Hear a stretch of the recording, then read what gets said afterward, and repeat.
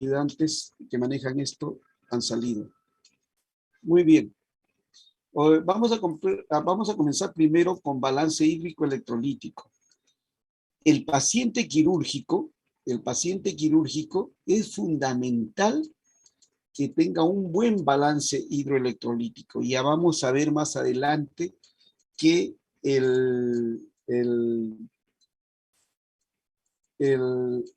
si no hay un buen balance hidroelectrolítico, el paciente se nos puede complicar. El paciente no solamente se nos puede complicar, sino se nos puede morir. Entonces, en todo momento tenemos que tener en mente siempre hacer un balance hidroelectrolítico, sobre todo en paciente en quienes lo tenemos nada por vía oral. Todo paciente que está con sonda nasogástrica gravedad, obviamente está nada por vía oral, o sea, no le damos de comer. Ese paciente tiene que tener un buen balance hidroelectrolítico. Sí, Lisbeth. Doctor, disculpe, ¿usted cree que sea posible que pueda grabar la clase, por favor? Repíteme, por favor, disculpa. ¿Cree que pueda grabar la clase, por favor? ¿Dónde está para grabar la clase? A ver, déjame ver para grabar la clase. Wow. Sí, yo lo grababa. Ahí está, grabar. Y ya comencé, creo. ¿Sí? ¿Está grabando? Sí, doctor, se está grabando. Sí, doctor. Perfecto. Entonces le decía que un paciente a quien no lo estamos alimentando, porque obviamente el paciente no puede ingerir alimentos porque ha sido recién operado, porque tiene cualquier tipo de alteración. Entonces, en esos casos, nosotros no le damos de comer. Ese paciente tiene que estar evidentemente en un balance hidroelectrolítico. También el paciente que ingiere alimentos puede estar en balance hidroelectrolítico, pero es más importante en el paciente crítico, que es el paciente obviamente que no está ingiriendo alimentos, porque tenemos que darle el suplemento de líquidos que sea necesario. Muy bien. Más o menos para ver cuál es el agua corporal total, más o menos el 60% del peso es líquido en el ser humano. Obviamente hay diferentes variables, ¿no? Si el paciente está comiendo o no, si el paciente está deshidratado o no, de acuerdo a la edad también varía, de acuerdo al sexo, ¿no? De acuerdo al sexo también hay variación y obviamente si el paciente es deportista o no. Todos ellos son factores que hay que tener en cuenta cuando uno hace cálculos del agua corporal total. El líquido extracelular representa el 35% y el líquido intracelular el 65%. ¿De quiénes? De este 60% del peso corporal total, que es más o menos 42 litros. Este 35 y 65% representan el 100% de este 60%. ¿Ya? Que quede claro. Y el líquido plasmático es más o menos del 5 a 7% de líquido extracelular. Y el líquido intersticial representa más o menos el 28%. Entonces, es importante tener estos valores en cuenta y el líquido intracelular representa, como le digo, el 65%. Todo esto es variable de acuerdo a edad, sexo, forma física, a enfermedades, ¿no? Si es diabético o no. Entonces, todo eso juega un rol importante que nosotros debemos tener en cuenta. Pero esto lo vamos nosotros solamente a plasmar en la parte que es de cirugía. Acá es más claro, el 60% del peso corporal en el adulto se calcula más o menos que es el agua corporal total. Intracelular representa más o menos el 40% del peso corporal total y el extracelular el 20% del peso corporal total. 40 más 20% me da el 60% que está acá. Muy bien, muy bien. Más o menos, si tiene 60 kilos, ¿no? El intracelular sería 24, 12, 36, obviamente, litros, ¿no? Eso es lo que más o menos representaría. Esto más o menos para tener una idea de dónde se localiza más frecuentemente el líquido, ¿no? Miren cómo el riñón, el riñón que básicamente es el que va a depurar el exceso de líquidos, tiene una mayor concentración, mayor porcentaje. El cerebro también es importante que tenga una buena cantidad de líquidos, porque acuérdense que la función cerebral es muy, muy importante. Ya, esto de aquí ya lo vimos, más o menos es para fijar lo mismo, para volver a lo mismo. Estas son básicamente para ver las concentraciones de los electrolitos que hay en el organismo, ¿no? Esto es líquido extracelular, líquido intracelular. ¿Ven mi puntero o no? No lo ven, creo, ¿no? Sí se ve, doctor. Sí se ve. Doctor, sí se ve. Entonces, LS es líquido extracelular, LIC es intracelular. El sodio, los valores que nosotros encontramos en sangre es más o menos de 135 a 145 miliequivalentes por litro, ¿no? Ya vamos, se ve que cuando llegan a valores por debajo de 120, incluso por debajo de 110 de sodio, el paciente puede convulsionar. Entonces, si nosotros le infundimos a un paciente soluciones hipotónicas, muy hipotónicas, o sea, bajo de sodio, obviamente le podemos llevar a una hiponatremia, El potasio, sus valores son de 3.5 a 4.5 miliequivalentes por litro, ¿no? El sodio básicamente es un ion extracelular. Si ustedes se dan cuenta, el sodio tiene mayor valor en el líquido extracelular que en el líquido intracelular. Pero van a ver que el potasio es un líquido es un ion intracelular y por eso su concentración intracelular es mayor que el extracelular. Esto es importante porque una hipocalemia o una hipopotasemia, si quieren llamarlo así, o una hiperpotasemia puede producir problemas cardíacos, incluso la muerte cuando es muy severa. Entonces hay que tener cuidado con este potasio. Por eso es que ustedes van a ver que muchas veces cuando los cirujanos operamos, en las primeras 24 a 48 horas, no damos potasio en el intravenoso. ¿Por qué? Le damos generalmente cloruro solo o le damos dextrosa con un hipersodio o con 2 hipersodios de acuerdo a los niveles de sodio que haya, pero no le damos potasio las primeras 24 horas. ¿Por qué? Porque este potasio se va a eliminar por los riñones, por acá están los riñones. Por estos riñones se va a eliminar el potasio. Entonces yo no sé si ese paciente ha habido un sangrado, ha habido una hipotensión, hay una insuficiencia prerrenal y por lo tanto no va a eliminar bien el potasio.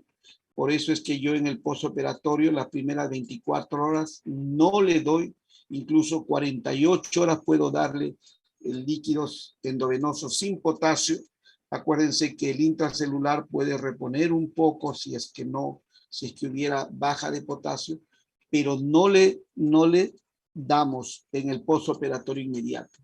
¿Y por qué también? No solamente porque puede haber una insuficiencia prerrenal. A las 24 o 48 horas yo veo que mi paciente orina y si quiero le doy que está orinando bien y ya le puedo dar suplemento de potasio en el endovenoso.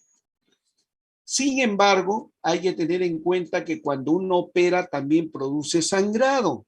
Entonces hay destrucción, hay lisis de células. Estas células van a liberar potasio. Van a liberar potasio porque acuérdense que el potasio es intracelular. Al ser intracelular, cuando hay esta lisis, sean de Matías, sean de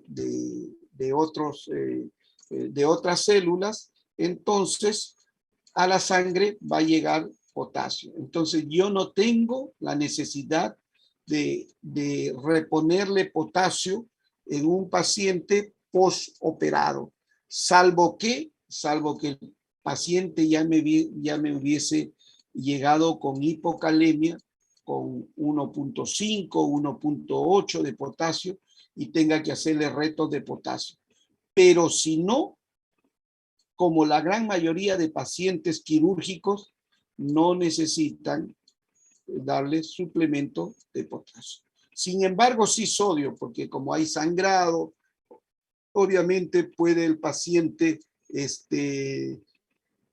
presentar hipotensión, hipovolemia con la consecuente hipotensión, entonces hay que reponerle cristaloides, ¿no? Cristaloides que básicamente si tienen este valor de sodio son isotónicos.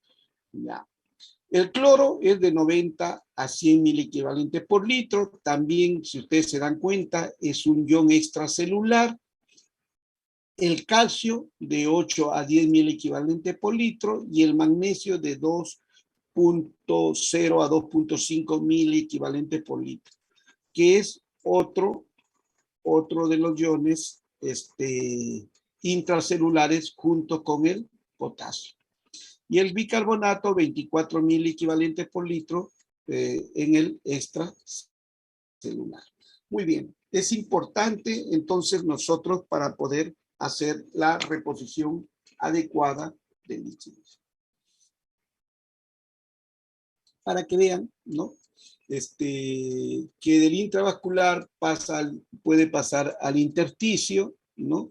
Y pasar del intersticio al intracelular y viceversa. Siempre estos iones están constantemente moviéndose, ya sea por la bomba de sodio y potasio, etcétera, etcétera. Entonces, estos líquidos están constantemente movilizándose, como ustedes deben haber visto en medicina, cuando llevaban nefrología.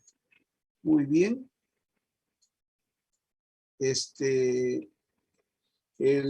También es bueno saber la evaluación del estado ácido básico de nuestros pacientes. Generalmente los cirujanos no lo vamos a manejar estos trastornos. Siempre interconsultamos al intensivista, al intensivista, que son los que manejan el ácido básico. Y ustedes van a ver que en todos lo manejan pero nosotros tenemos que tener la sospecha. Si bien no vamos a hacer las correcciones, no vamos a hacer el tratamiento de estos trastornos, pero nosotros tenemos que tener la sospecha. ¿Cuándo debemos interconsultar o cuándo no debemos interconsultar? Porque no vamos a llamar solamente al intensivista para que nos diga si hay o no hay un trastorno ácido básico, sino que tenemos que nosotros sospechar y cuándo sí y cuándo no debemos interconsultarlos a ellos. Muy bien. Acuérdense que en la evaluación del estado ácido básico es importante la relación que hay entre el bicarbonato y el ácido carbónico en la sangre. Estos básicamente funcionan como un sistema tampón del medio interno, ¿no? Y su proporción fisiológica es más o menos de 20 a 1, ¿no? Y esto, cuando está normal, el pH arterial lo mantiene entre 7.5 y 7.45. Todo lo que está por debajo decimos que es acidosis y todo lo que está por arriba decimos que es alcalosis. Entonces, si nosotros tenemos un paciente grave y le hacemos unos gases arteriales, si nosotros vemos que está alterado el pH, ya tenemos una sospecha si es que hay acidosis o hay alcalosis. Ahí ya está por definirse si es una acidosis respiratoria, una acidosis metabólica, o es una alcalosis respiratoria o es una alcalosis metabólica. Pero el primer diagnóstico que tenemos que hacer es si es una acidosis o una alcalosis. Y siempre debemos tener los valores de este pH. Muy bien.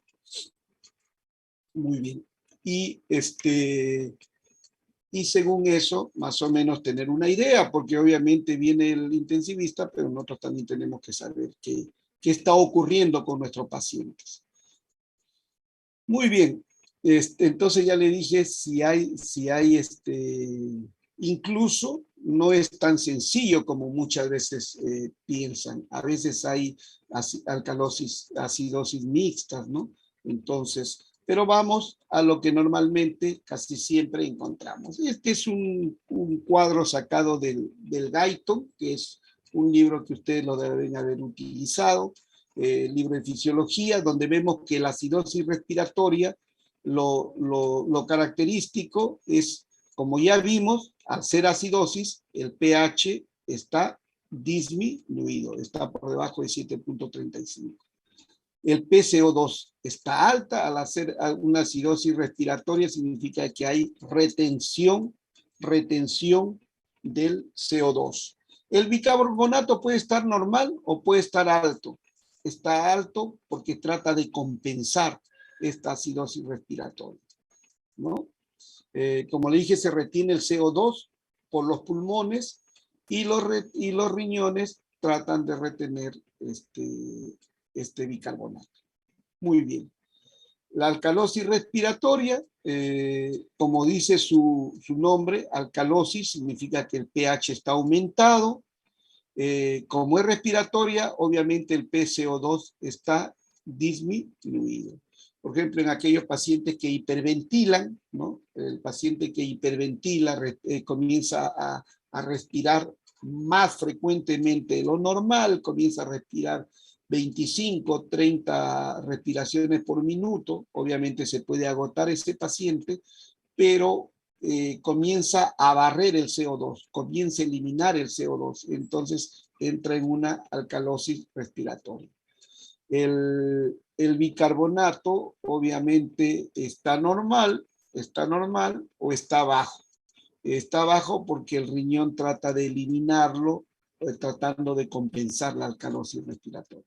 Muy bien. Se pierde CO2 por los pulmones, ya lo dije, y se consume el bicarbonato. Muy bien. Ahora vamos a ver con los trastornos metabólicos. En la acidosis metabólica, como es acidosis, el pH está disminuido y el bicarbonato está bajo. ¿El PCO2 está bajo o está normal? Está bajo porque está tratando de eliminar, nuestro organismo tratando de compensar la acidosis metabólica. Muy bien. Se trata de retener CO2 y los pulmones tratan de eliminar el CO2, tratando de compensar. Muy bien, la alcalosis metabólica, el pH está aumentado, el PCO2 está alto normal, pero la característica es que el bicarbonato está alto. Entonces es importante nosotros tener nuestra sospecha más o menos aproximadamente, porque cuando unos hacen gases arteriales, nos viene también no solamente el pH, sino nos viene el PCO2, nos viene el oxígeno, nos viene el bicarbonato, y nosotros leyendo en base a este cuadro más o menos podemos tener una idea de cuál es el trastorno ácido-base que tiene nuestro paciente. Para nosotros interconsultar a los pacientes, a los médicos de cuidados intensivos de UCI. Muy bien. Para hacerlo un poquito más detallado, para que estén más, y para hacer, digamos, un comentario más profundo, entonces la acidosis metabólica Acuérdense que es metabólica, básicamente tiene que ver con bicarbonato. Y cuando es respiratoria, básicamente tiene que ver con el PCO2. Acuérdense eso. Ese es, lo primero es el pH. Después, si es metabólico, tiene que ver con el bicarbonato. Y si es respiratorio, tiene que ver con el PCO2. Entonces, en la acidosis metabólica hay déficit de bicarbonato de sodio. Puede estar normal el ácido carbónico, ¿no? O puede haber el PCO2 o puede haber un exceso de PCO2, de ácido carbónico. El pH arterial está por debajo de 7.5. ¿Cuáles son las causas de la acidosis metabólica? Generalmente insuficiencia renal aguda, los pacientes que tienen insuficiencia renal aguda, en diarrea, en fístulas digestivas, sobre todo en aquellas fístulas digestivas de gasto alto. ¿Cuáles son de gasto alto? Son las fístulas digestivas que tienen más de 500 centímetros cúbicos en 24 horas. En 24 horas. Entonces, en esos casos se puede presentar acidosis metabólica. Muy bien. Van a ver que el pH urinario es menos de 7. Puede haber hiperpotasemia, ¿no? Si hay insuficiencia renal aguda, obviamente va a haber retención de potasio, ¿no? Puede haber desorientación de acuerdo al grado de acidosis metabólica. Puede haber respiración, digamos, tipo Kussmaul, tratando de eliminar un poco el PCO2, ¿ya? El PCO2. En la alcalosis metabólica, el bicarbonato, hay exceso, acuérdense que es metabólica, tiene que ver con el bicarbonato. Hay exceso de bicarbonato de sodio y puede ser normal o hay déficit de ácido carbónico. Por ser alcalosis, obviamente el pH arterial es mayor de 7.45. ¿En quiénes se puede ver esto? En pacientes que están con uso de sonda nasogástrica por tiempo prolongado. Aquellos que tienen sonda nasogástrica a gravedad y está saliendo el contenido gástrico y por lo tanto están perdiendo hidrogeniones, entonces eso hace que al final haya una alcalosis respiratoria. En aquellos, los vómitos, que casi tienen el mismo efecto de sonda nasogástrica, cuando los vómitos son pues masivos, ¿no? De gran volumen, obviamente puede haber pérdida también de hidrogeniones. El uso de diuréticos, ¿no? En pacientes con coma hepático o en aquellos que en los politransfundidos, ya que la sangre tiene citrato de sodio y también tiene algo de bicarbonato de sodio, entonces en aquellos que han recibido muchas cantidades de unidades de sangre puede desarrollarse alcalosis metabólica.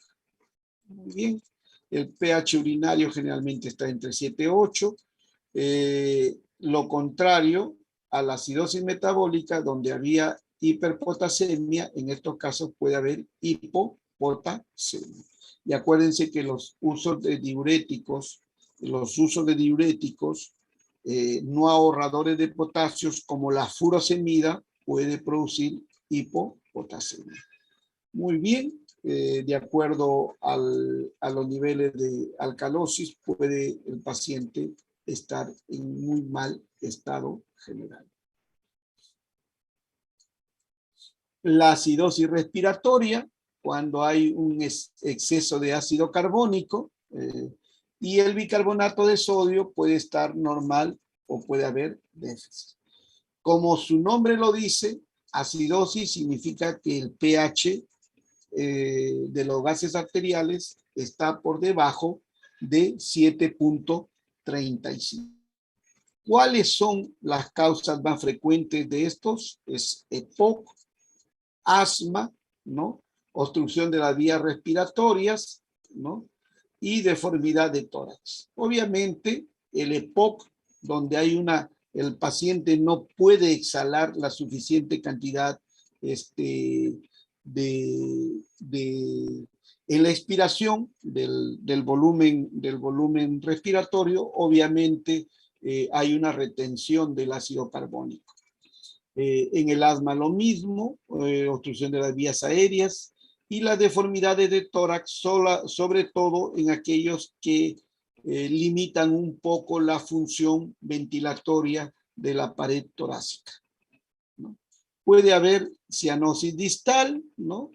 Pues si es crónica puede haber dedos en palillo de tambor, el pH urinario está entre 4 y 5, puede necesitar asistencia ventilatoria, la neumonopatía crónica como el EPOC o el asma, ¿no?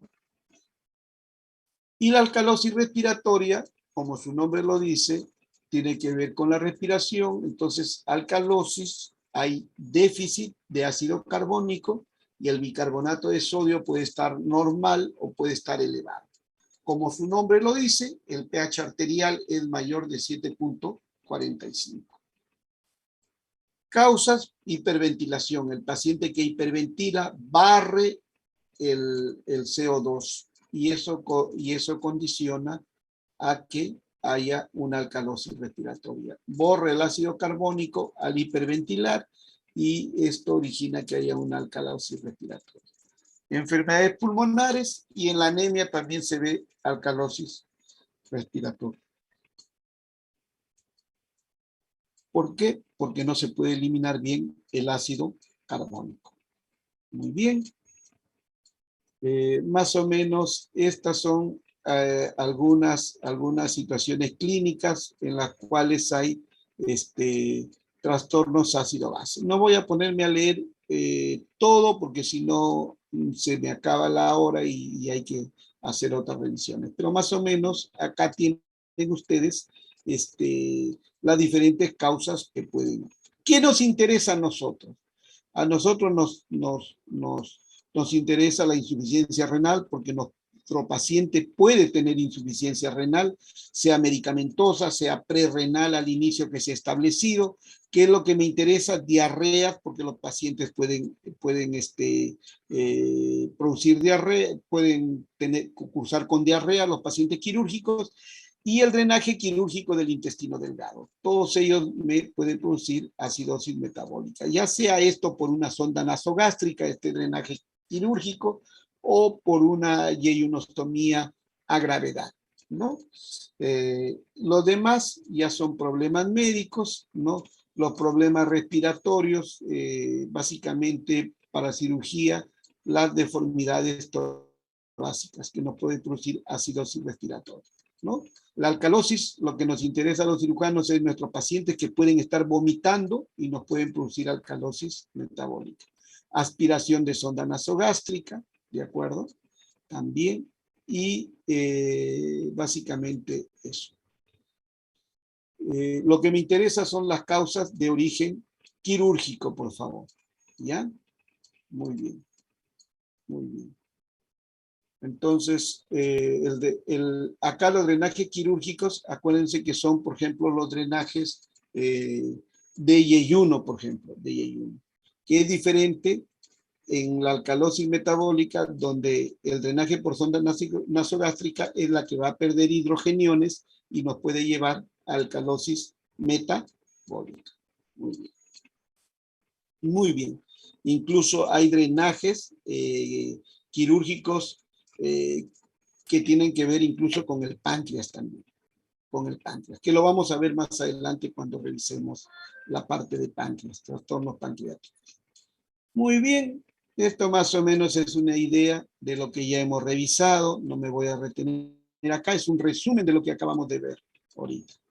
¿Ya? Este cuadrito es muy importante porque uno tiene que saber cuánto de secreciones tenemos nosotros. ¿Cuánto de secreciones tenemos nosotros? ¿No? ¿cuánto de secreciones tenemos? Por ejemplo, la saliva produce 1.500 mililitros en 24 horas. El jugo gástrico, más o menos 2.500. Aquí la bilis generalmente está entre 500 y 1.200 centímetros cúbicos. El jugo pancreático, más o menos 1,5 litros. Y el intestino produce más o menos 1 litro. Si ustedes se dan cuenta, hay 7 litros que son secreciones endógenas y que la gran mayoría se reabsorbe a nivel del intestino y vuelve nuevamente a la circulación y es un líquido que está, digamos, haciendo un círculo endógeno. En cambio, lo que nosotros ingerimos normalmente una persona adulta es más o menos 2 litros, ¿no? 2 litros en 24 horas de ingesta total, ¿no? Al final, si nosotros sumamos los dos, más o menos dan como si nosotros hubiésemos ingerido 9 litros. Pero acuérdense que lo que nosotros ingerimos generalmente son 2 litros. El resto son secreciones endógenas. Muy bien. Más o menos esto es la reabsorción que se da, más o menos en el yeyuno se reabsorben 5 litros y medio, en el ilion más o menos 2 litros y en el colon más o menos 1,3 litros. Eso más o menos es lo que se reabsorbe. Ahí más o menos dan 9 litros. Entonces, el balance, digamos, hidroelectrolítico tiene que ver con cuánto se ha ingerido y cuánto se está perdiendo. Entonces, esto básicamente me sirve para saber, por ejemplo, si yo tengo una gastrostomía, gastrostomía significa un tubo en el estómago, más o menos para tener una idea de qué porcentaje del jugo gástrico estoy perdiendo por esa zona. Entonces, vamos a ver más adelante cómo el balance básicamente tiene que ver con lo ingerido, con los ingresos y con las pérdidas. Con las pérdidas, básicamente. Muy bien. Muy bien. Todas las alteraciones de los líquidos del organismo se refieren al espacio extracelular que representa el 40% del volumen total de agua. ¿Cómo podemos más o menos tener una idea si estamos perdiendo líquidos o no? Si yo tengo una diarrea o tengo un sangrado, obviamente mi presión arterial va a disminuir. Pero antes de que disminuya, cuando yo me deshidrato, antes que disminuya la presión arterial, lo primero que va a hacer es elevarse el pulso. Al tratar de mantener el gasto cardíaco, nuestro organismo va a producir catecolaminas que van a hacer que el corazón comience a latir mucho más rápido, tratando de compensar el gasto cardíaco. ¿Por qué? Porque hay una disminución del volumen intravascular. ¿Y por qué se ha presentado eso? Por sangrado, por deshidratación moderada. Entonces, lo primero que se altera en una pérdida de líquidos y electrolitos, sobre todo intravascular, lo primero es el pulso. Eso es lo primero que se altera. ¿Qué va a producir? Taquicardia. Entonces, es taquicardia lo que se produce. Después, en un segundo paso, cuando hay más pérdida de sangre o más pérdida de líquido, o más diarrea, más disminución, comienza a caer la presión arterial. Cuando cae la presión arterial es cuando comienza a haber vasoconstricción a nivel de las arterias renales. Entonces, tratando de mantener el gasto cardíaco, tratando de mantener líquidos, tratando de mantener la presión arterial, comienza a haber contracción de los vasos renales. Entonces hay disminución de la diuresis, tratando de retener líquido dentro de nuestros organismos. ¿De acuerdo? Muy bien. Entonces, turgencia y elasticidad de piel, es cierto, cuando la piel hay deshidratación, la piel está seca, ¿no? No hay elasticidad de la piel, uno jala la piel y no regresa a su a su característica normal, ¿no? Está seca, está fría, ¿no? Si le estamos poniendo demasiado líquido a nuestros pacientes, obviamente podemos producir edemas, o podemos producir diuresis, ¿no? Si hay pérdida de líquido, obviamente hay pérdida de peso, pero lo contrario, si le estamos dando demasiado líquido endovenoso a nuestro paciente, más bien puede haber ganancia de peso, ¿de acuerdo? Porque hay acúmulo, se comienza a producir edemas, el líquido pasa al espacio extracelular, entonces se produce edemas, entonces comienza a haber ganancia de peso. ¿Está todo claro? No sé si me están entendiendo o no. Sí se ¿Me están entiende. entendiendo? Oh, claro. Sí, Sí, doctor. Perfecto. claro. Sí, doctor. Entonces, el mejor parámetro menos invasivo, no digo no invasivo, porque si yo le pongo una sonda Foley a un paciente ya le estoy invadiendo, pero el mejor parámetro para yo saber si le estoy poniendo la suficiente cantidad de líquidos a mi paciente es la diuresis, ¿no? Entonces, que si yo le pongo una sonda Foley y veo que la diuresis de mi paciente, la diuresis de mi paciente está entre 0.5 y 1 centímetro cúbico por kilogramo por hora, porque acuérdense que la hidratación de nuestros pacientes tenemos que llevarlo en horas. Si yo un paciente lo voy a operar, no lo voy a hidratar en 24 horas. Si un paciente lo tengo en emergencia y tengo que operarlo, tengo que hidratarlo máximo en 2-3 horas. Si es un poli, empezarlo a sala de operaciones y ir haciéndole los retos respectivos durante la cirugía. Sin embargo, todavía puedo tomarme el tiempo de hidratarlo. La mejor forma de yo evaluar si estoy hidratando bien a un paciente o no es mediante la diuresis. Lo menos invasivo, porque me pueden decir, yo le pongo pues un catéter en cuña para ver cómo está. No, cuanto menos agresivo sea uno, es mejor. Entonces, una diuresis, si yo comienzo a hidratar a mi paciente y veo que está orinando entre 0.5 y 1 centímetro cúbico por kilogramo por hora, digo que a ese paciente lo estoy hidratando en forma adecuada. ¿De acuerdo? Pero si me está orinando menos de 0.5 centímetros cúbicos por kilogramo por hora, significa que le estoy poniendo muy poco líquidos y tengo que hacer una reevaluación para poder comenzar a reponerle los líquidos adecuadamente. Muy bien.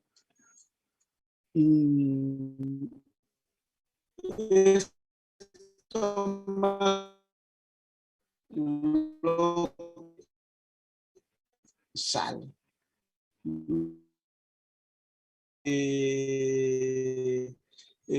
Lo que ingiere, por ejemplo, acá en mililitros en 24 horas, la gente ingiere entre 500 y 2000 mililitros.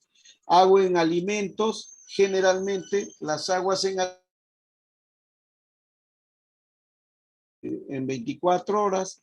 Esta es la agua de oxidación normal que se produce en nuestro cuerpo, que el valor varía entre 200 y 400 mililitros. Y los egresos siempre hay que ver en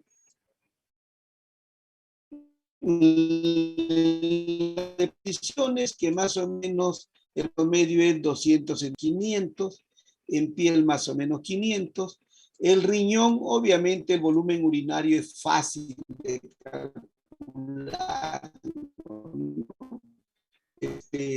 menos de 600 en 24 horas decimos que el riñón generalmente está en oliguria. Fíjense que siempre en el pacíurgico no nos damos el tiempo de medir así. El paciente generalmente es un paciente que está con sonda Foley y medimos, acuérdense, de 0,5 a 1 centímetro por kilogramo por hora. Entonces, el balance hídrico electrolítico significa la resta del ingreso menos el egreso. Decimos, lo ideal es que sea 0. Eso es lo ideal. Si es positivo, o sea que hay pérdida, decimos que el egreso es mayor que el ingreso, decimos que el balance es negativo. Eso es importante saber. Y si es demasiado, obviamente puede variar un poco, pero si es demasiado, obviamente nosotros tenemos que comenzar a manejar bien nuestro ingreso.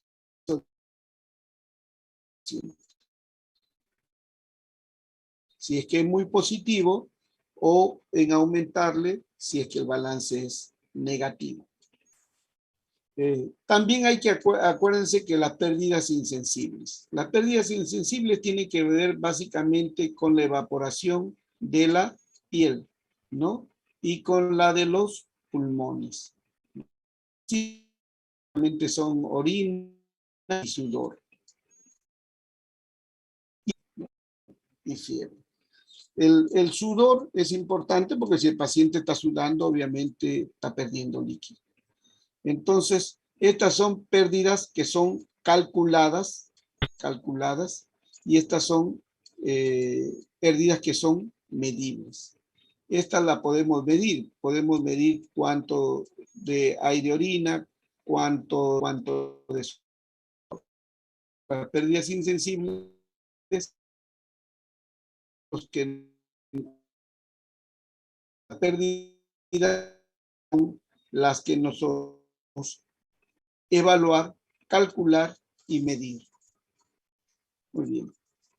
Por la piel pasiva, por el desplazamiento desde capas profundas, es básicamente importante en la termorregulación. Básicamente el órgano más importante que tenemos es la piel, porque es lo que produce, lo que mantiene nuestra homeostasis. Entonces, puede haber pérdidas por la piel, por la sudoración, ¿no? Por el ejercicio, por la fiebre, ¿no? O por la temperatura, no solamente corporal, no solamente por fiebre, sino por la temperatura ambiental. Si uno comienza digamos, a estar en un lugar con calefacción alta, obviamente las pérdidas van a ser mayores. ¿Cuánto es más o menos esas pérdidas? Es más o menos de 400 a 600 mililitros por día. Acuérdense que son pérdidas insensibles, pérdidas calculadas, que no son medibles. Igual los pulmones tienen que ver básicamente con frecuencia respiratoria. Si uno hiperventila, hay mayor pérdida. Si uno hipoventila, hay menos pérdidas. Si el aire está húmedo, hay menos pérdidas. Si está seco, hay mayor pérdidas. Todo eso tiene que ver. Pero más o menos, como ya vimos también, que el tracto respiratorio son pérdidas calculadas, no son pérdidas medibles, son pérdidas insensibles. Entonces, en ese caso, se calcula que son más o menos entre 400 y 600 mililitros por día. Muy bien. Es cierto, la piel y pulmón no son, porque podemos medir cuánto calor que yo les decía, para saber si ustedes están hidratando bien o no a su paciente. Bien. Estamos bien retrasados. Vamos a avanzar un poquito más rápido, ¿ya? Pérdidas insensibles por piel, 7 mililitros por kilogramo por peso por día. ¿No? En el más o menos es este valor, ¿no? Y en los niños, más o menos este valor. 400 centímetros cúbicos por metro cuadrado. Realmente es por cuadrado. Ya vimos, vimos los volúmenes y este hidrogenión que tiene el jugo gástrico es lo que produce cuando uno tiene sonda nasogástrica o cuando uno tiene vómitos, que haya esta pérdida de hidrogeniones y me produzca una alcalosis metabólica. Me interesa esto porque esto tiene que ver mucho con cirugía, porque van a ver muchos pacientes ustedes que se les ponen sonda nasogástrica. Entonces, esta pérdida de los hidrogeniones, que acá falta su signo positivo, hace que haya esta pérdida, por lo tanto, se produzca una alcalosis metabólica. ¿Por qué? Por pérdida. Igual los vómitos. La bilis, el jugo pancreático, lo que yo les decía, el ilium, tienen bicarbonato. Si hay pérdida de bicarbonato, obviamente nos va a producir acidosis metabólica. Entonces, esto es básicamente para ver qué es lo que se pierde y qué es lo que me puede causar, qué trastornos ácidos básicos me pueden causar. ¿Me están entendiendo? ¿Sí? Sí, doctor. ¿Ah? Sí, doctor. Sí, doctor. Muy bien. Sí, doctor.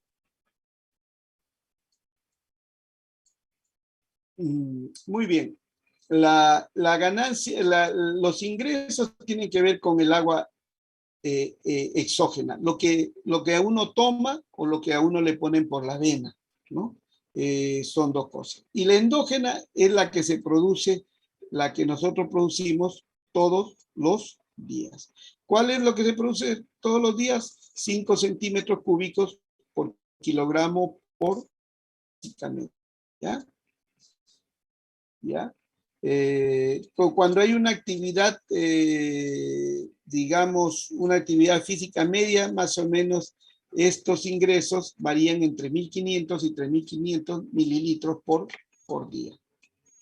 El paciente hospitalizado, para hacer el balance, hay que medir lo que ingiere por vía oral o hay que medir si es que le estamos dando por sonda enteral, o hay que medir si no le estamos dando por vía oral, si no le estamos dando por vía parenteral. O le estamos dando incluso mixta, oral y parenteral, ¿no? Entonces hay que medir y calcular el agua endógena, que lo vimos acá, 5 centímetros cúbicos por kilogramo por día. Y los egresos tienen que ver con la orina, con las respiraciones, con la materia fecal, con la sonda nasogástrica si es que la tiene, con la ostomía si es que la tiene, con los drenajes y con las pérdidas insensibles, que ya vimos que es entre 400 y 600 más o menos de pérdidas insensibles. Por piel y 400 y 600 por pulmones. Muy bien. Balance hidroelectrolítico, paciente operado, más o menos cuánto pierde de líquido el paciente en sala de operaciones. Si es una microlaparotomía, por ejemplo, una Rocky Davis pequeñita, o más o menos 30 a 50 mililitros por hora. Si el abdomen es abierto, obviamente una laparotomía amplia, más o menos pierde 100 mililitros por hora. Si es una laparoscopía, pierde obviamente menos. Y en cirugía de tórax incluso se pierde más, 150 mililitros por hora de cirugía. Estamos hablando aquí en sala de operaciones. ¿De acuerdo? Entonces, más o menos yo si tengo una laparotomía por un hilo de bala y me ha estado 4 horas, obviamente me ha perdido más o menos 400 mililitros. Muy bien. Principales trastornos hidroelectrolíticos en cirugía: deshidratación simple, desnutrición calórico-proteica, alcalosis hipopotasémica, acidosis metabólica y secuestros internos. Vamos a pasarlo esto un poquito más. Hiponatremia, vamos a pasarlo, esto generalmente lo ven en medicina, no me voy a quedar acá mucho. Hipopotasemia, hiperpotasemia, porque estamos retrasados, estamos bien retrasados. Lo importante de la corrección hidroelectrolítica, esto sí me impone. Muchas veces, solo con hidratar al paciente, me va a mejorar el medio interno, me va a restaurar el medio interno, ¿de acuerdo? Con una buena corrección hidroelectrolítica me va a mejorar el medio ácido básico. Estoy hablando del paciente quirúrgico, no del paciente médico. Estoy hablando del paciente quirúrgico, básicamente pensando en el paciente quirúrgico, ¿no? Siempre hay que hacer dosaje de electrolitos y minerales en el paciente que está con sonda nasogástrica. Si el paciente tengo con sonda nasogástrica, tengo que hacerle dosaje de electrolitos séricos, como está el sodio, como está el potasio, como está el cloro, en los gases arteriales, como está el bicarbonato, ¿no? Como está el PCO2, como está el pH de los gases arteriales, ¿no? Y si el paciente tiene una fístula de gasto alto, lo mismo, porque por esa fístula, obviamente estoy perdiendo líquidos y electrolitos. Entonces tengo que pedirle sus electrolitos séricos. ¿De acuerdo? ¿A quiénes se hace un balance? A pacientes con enfermedades que afectan el equilibrio de líquidos y electrolitos. Pacientes sometidos a tratamientos médicos y quirúrgicos que produzcan desequilibrios. En estos casos son los pacientes quirúrgicos. Pacientes en quienes no le estamos dando alimento. Todo paciente que le dejamos NPO, o sea, nada por vía oral, estamos en la obligación de pedirle un balance hídrico electrolítico, ¿ya? En todo paciente que no está ingiriendo vía oral, están en la obligación de pedir que la enfermera le haga un balance hídrico electrolítico. Y si no lo hace la enfermera, lo tienen que hacer ustedes, ¿no? Y aquellos pacientes que hay pérdidas significativas de líquidos corporales, por ejemplo, paciente con una sonda nasogástrica con alto volumen, el paciente con una fístula digestiva de gasto alto, sea esta fístula de duodeno, sea esta fístula de yeyuno, o sea esta fístula de ilion, etcétera, etcétera, o sea una fístula gástrica, pero en aquellos que tienen fístula hay que hacerles balance hídrico electrolítico. Entonces, ¿en quiénes? En el paciente que no, básicamente hablando del quirúrgico, en el paciente que ya viene con trastornos hidroelectrolíticos, en el paciente que no está ingiriendo nada por vía oral, o en el paciente en el cual hay pérdidas significativas, como el caso de las fístulas enterocutáneas. ¿Cuáles son los objetivos? Conocer y controlar la relación entre los aportes y pérdidas. Esto me va a permitir que yo pueda aportar más o pueda restringir más los líquidos, etcétera, etcétera. Y si hay que hacer alguna corrección de algún trastorno electrolítico, hipercalemia, hiperpotasemia, hipernatremia, hiponatremia. Como lo digo, eso lo hace el intensivista, pero nosotros tenemos que saber cuándo es una hiponatremia. Ahí ya les estoy dejando los valores normales. Cuándo es una hipopotasemia. Ahí también están los valores normales. Entonces, cuando ya hay esos trastornos, y nosotros con los exámenes de haberle pedido, porque no vamos a venir y llamarlo al intensivista para que nos pida pues unos electrolitos séricos. Nosotros tenemos que pedirle y ya al ver el trastorno, ya interconsultamos al intensivista. Cuando es trastorno hidroelectrolítico no muy severo, a veces el internista nomás viene, ¿ya? Muy bien, hay que siempre conversar con enfermería para que los registros de ingresos y egresos de líquidos en nuestros pacientes sea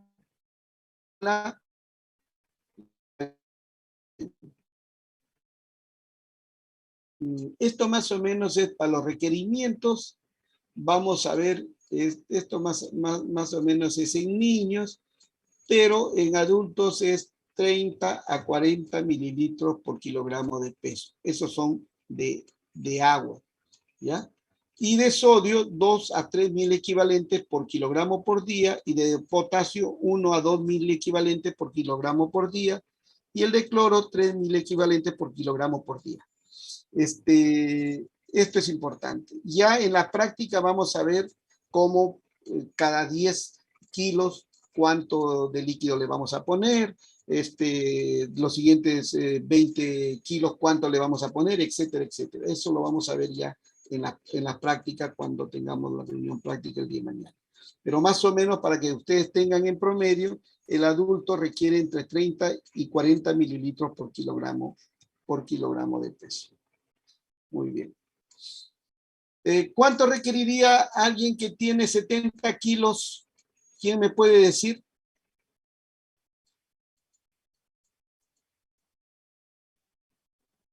Aproximadamente 2100 mililitros. ¿Cuánto? 2100 a 2800. ¿No? Claro, más o menos 2100 a 2800. Pero si yo lo veo que el paciente no está, luce muy deshidratado, le puedo dar 2 litros 100, le puedo dar 2 litros y medio, ¿no? En las primeras 24 horas.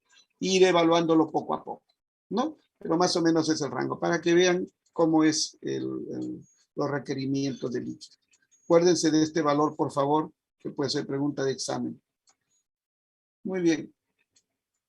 Más o menos, es para ver, vamos a revisar esto como un caso clínico rapidito. Paciente varón de 54 años con un peso de 70 kilos, diagnóstico de colecistitis aguda, inflamación aguda de la vesícula biliar. Hospitado por un día, está en nada por vía oral con vómitos y fiebre. Entonces, la enfermera ya nos ha registrado cuánto ha ingresado. Ha ingresado 2 litros endovenoso, ¿no? Agua metabólica 300 mililitros, es lo que más o menos, digamos, el agua endógena que ha producido, calculado. En la orina, el egreso ha sido 1300 mililitros, pérdidas insensibles 840 mililitros, por la sudoración, fiebre, eso en la práctica también tienen que verlo, 168 mililitros, ¿no? En ese 200 mililitros y ha habido un vómito de 250 mililitros. Entonces, todo esto se suma y los ingresos se suman, los egresos se suman, se restan y tiene un balance hídrico menos 458 mililitros. Significa que tiene un balance negativo muy alto. Y esto tiene que ver básicamente por el vómito y porque le estamos aportando menos líquido de lo que él realmente requería, ¿no? Si nosotros vemos, era de 30 a 40 mililitros por kilogramo de peso. Si tiene 70 kilos y es una persona adulta pero joven, sin ninguna patología cardíaca, sin ninguna patología pulmonar, entonces, obviamente, le estamos restringiendo líquidos, porque lo mínimo que debía recibir serían 2 litros 100. Si hubiese habido 2 litros, si le hubiesen dado 3 por 7, 2 litros 100 endovenoso y no hubiese presentado vómitos, obviamente hubiese sido un balance negativo bien bajo, porque hubiese sido más o menos 350, más o menos menos 100 mililitros. Menos 100 mililitros, si bien el balance es negativo, pero no es tan escandaloso como casi medio litro en 24 horas. Entonces, ¿qué es lo que tengo que hacer? Tengo que ver cuál es la causa del vómito y reponerle más líquido endovenoso para evitar de que este balance sea un negativo muy, muy, muy alto, ¿no? Casi medio litro. ¿Todos de acuerdo? ¿Todos me están copiando o alguien no entiende? Sí, doctor. Perfecto. Sí, doctor. Entonces, eso es lo importante. Muy bien. Lo mismo, balance hídrico-electrolítico, no me voy a retener más con cristaloides. Esto es importante. Esto tienen ustedes que tenerlo en la mente. Lo que se usa es glucosa 5%. Si ustedes se dan cuenta, es agua con azúcar nada más. Glucosa 50% también, pero más concentración de azúcar. En cambio, la solución fisiológica, si ustedes se dan cuenta, es una solución, es casi solución fisiológica porque el sodio y el cloro están casi a nivel de lo que son el sodio y el cloro a nivel sérico. Después no tiene otra cosa. Lactato de Ringer, igual tiene el sodio por ahí, cerca a los valores normales, el cloro también. Tiene potasio, tiene calcio. El lactato de Ringer, que en otros países lo usan para reanimar al paciente gran quemado, pero nosotros no tenemos acá, así que nuestra única forma de reanimar es con solución fisiológica. ¿Qué tenemos de los cristaloides acá para digamos, reponer? Es la solución fisiológica. ¿De acuerdo? Muy bien. Si nosotros queremos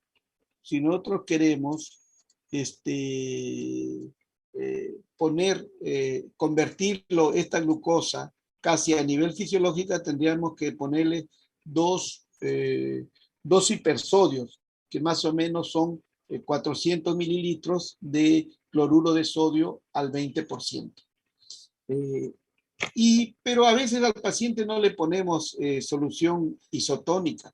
Basta con ponerle al medio normal, basta con ponerle una ampolla de hipersodio, o sea, 20 mililitros de cloruro de por ciento es suficiente. Nuestra opinión mantiene. Pero todo eso lo vamos a ver seguro en la práctica. Las equivalencias, acá está, el hipersodio, lo que le decía, al 20%, que es más o menos 3.4 miliequivalentes por mililitro de sodio. La ampolla viene de 20 mililitros, 68 miliequivalentes. Yo les decía 2 ampollas, si le ponen 2 ampollas, más o menos 68 por 2 son 16, va una 138, más o menos casi parecido a esto. Por eso le digo que 2 ampollas nos haría una solución normal, casi como el suero fisiológico, el contenido de sodio, ¿no? De sodio. Pero basta con ponerle una ampolla de 68 miliequivalentes, es más que suficiente para mantener nuestro sodio en forma normal. Si nuestro riñón está funcionando en forma adecuada, obviamente. Y el calium, que es potasio, que también el cloruro de potasio viene al 20%, y más o menos, eso representa a 2.7 miliequivalentes por mililitro de potasio. Más o menos, ¿cuánto? 27 miliequivalentes. Pero como les digo, el paciente postoperado inmediato no le ponemos potasio, porque ha habido traumatismo de las células y el potasio es un ion intracelular y por lo tanto va a haber liberación de potasio y no es necesario reponerle potasio en el endovenoso. Este es un caso clínico que lo vamos a ver básicamente en la práctica para ver balance electrolítico. Ya estamos con el tiempo. Muy bien. Muy bien. ¿Alguna pregunta? Claro, ¿no? Sencillo. Está sencillo. Vamos a pasar al segundo tema, porque son 4 temas que hay que ver hoy día.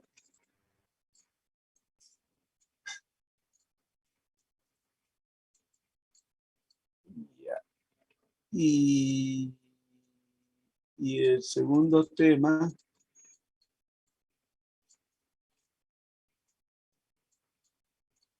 ¿Lo están viendo? ¿Mi exposición? Sí, doctor. Sí se puede apreciar. Sí, doctor, se puede ver. Ya, shock. Se observa. Cuando nosotros hablamos de shock, el shock puede ser cardiogénico, puede ser hipovolémico.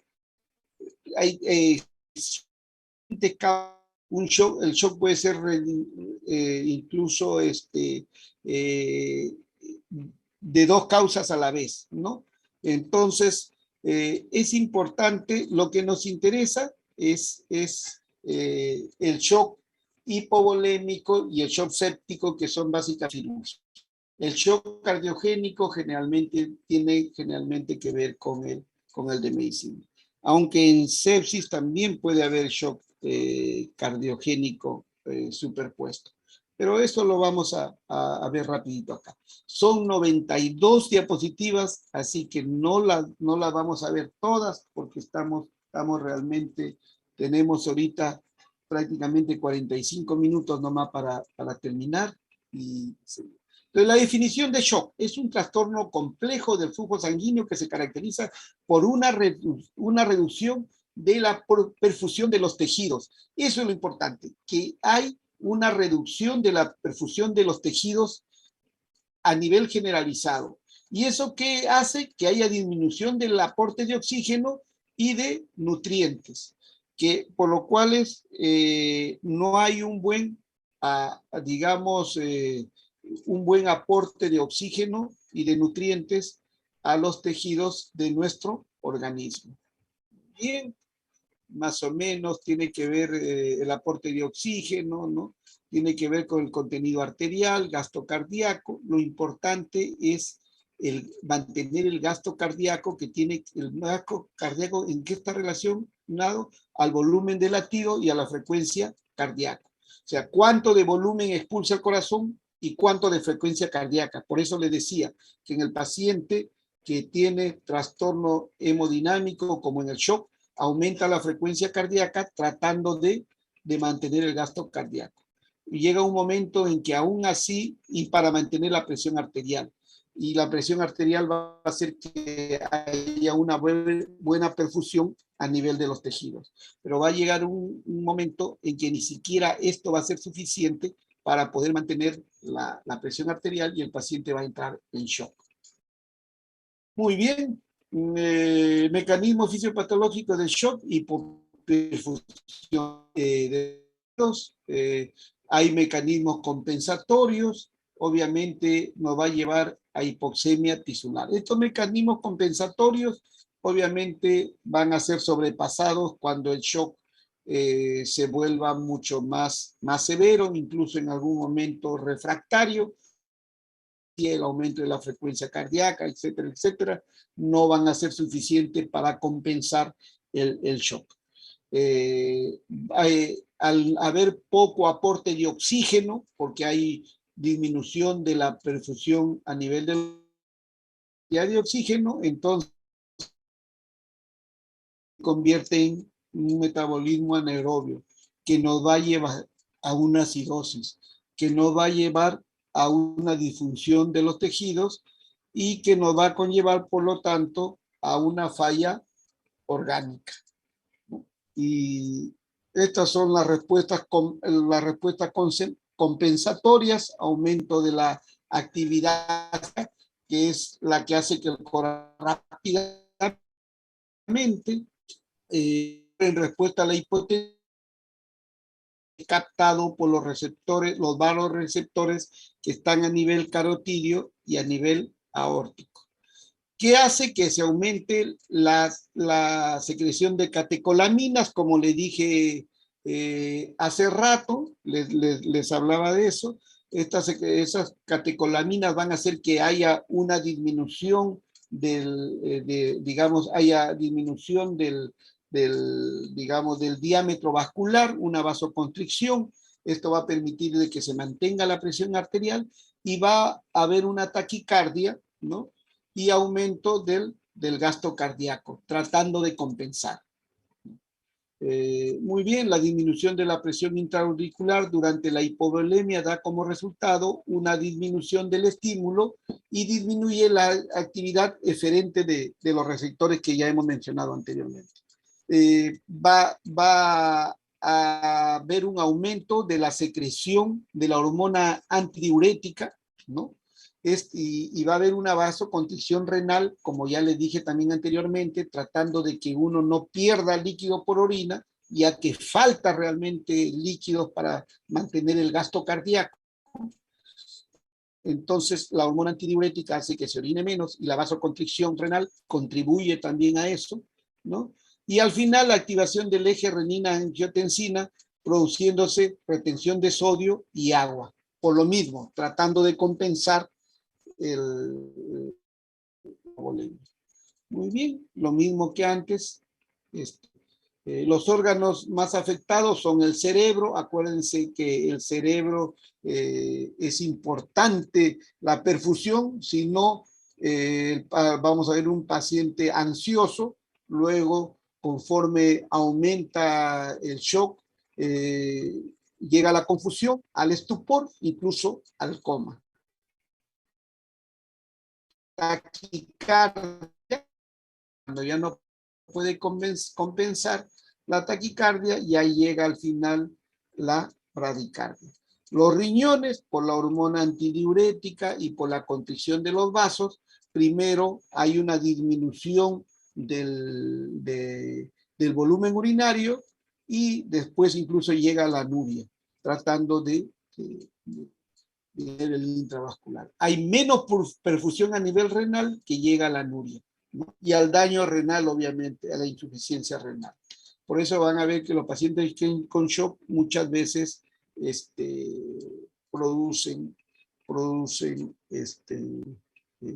por decirlo así, renal. El shock que más nos interesa es el hipovolémico. El séptico también, que tiene que ver con nosotros, ¿no? Pero el hipovolémico es lo que más nos interesa a nosotros. Muy bien. ¿Qué vemos en el shock hipovolémico? Que lo primero que se altera es la frecuencia cardíaca, ¿no? La frecuencia cardíaca tratando de compensar el gasto cardíaco, porque ha perdido líquido por diferentes causas. Puede ser por sangrado incluso. El shock séptico también, ¿no? Está elevado. Si ustedes se dan cuenta, la frecuencia cardíaca está elevado en todos. Pero lo que me interesa más es el hipovolémico y el shock séptico. El shock cardiogénico obviamente tiene que ver con los internistas. La presión arterial puede estar disminuida o normal, porque obviamente puede estar disminuido o normal al inicio, porque después en fase tardía, como dice aquí, en todos va a caer, ¿de acuerdo? En todos va a caer. La PVC, la presión venosa central, en el hipovolémico está disminuido, ¿no? En el séptico está menos disminuido, obviamente el cardiogénico está elevado, ¿no? Muy bien, me interesa del séptico. Muy bien. La hipotensión, que tiene que ver con presión arterial sistólica menos de 90 milímetros de mercurio, y la presión arterial media, menos de 60 milímetros de mercurio, ¿no? O un descenso mayor de 40 milímetros de mercurio a la basal, o sea, la que tenía anteriormente. Muy bien. ¿Qué puede haber en el shock? Lividez, subcutáneas, etc. Oliguria. ¿Cuál es la oliguria? Ya dijimos, diuresis menos de 0.5 mililitros por kilogramo por hora. Ya lo dijimos por qué también se presenta esa oliguria. Muy bien. Los signos clínicos, ya vimos, taquicardia. Acuérdense que hay poca perfusión. Trata de gasto cardíaco, o sea, aumenta la frecuencia respiratoria, porque como le digo, hay poca perfusión de oxígeno. Entonces, al haber poca perfusión de oxígeno, obviamente el organismo va a tratar de llevar más oxígeno. Oxidación tisular, que la fisión, va a haber vasoconstricción, tratando de mantener el gasto cardíaco, piloerección, palidez, alteración del relleno capilar, ¿no? El relleno capilar está disminuido. Puede haber alteración de conciencia, que ya lo vimos. Cuando es fase más tardía, va a haber hipotensión arterial. Va a haber hipotensión arterial. Primero va a ser oliguria y luego va a ser anuria. Luego va a ser anuria. Muy bien. El shock hipovolémico puede tener dos causas, el hemorrágico y pérdida de fluidos. El hemorrágico, que puede ser por trauma, que puede ser por hemorragia digestiva, ya sea alta o baja, por ruptura de aorta, a veces hay aneurismas de aorta, ruptura de aneurisma ventricular, haber pancreatitis nética, fracturas que realmente estaría dentro de lo que es trauma, ¿no? Fracturas, obviamente una fractura de fémur me puede secuestrar 3 líquidos en el fémur, 2 a 3 líquidos. En una fractura de la pelvis me puede secuestrar 4, incluso 5 litros en la pelvis.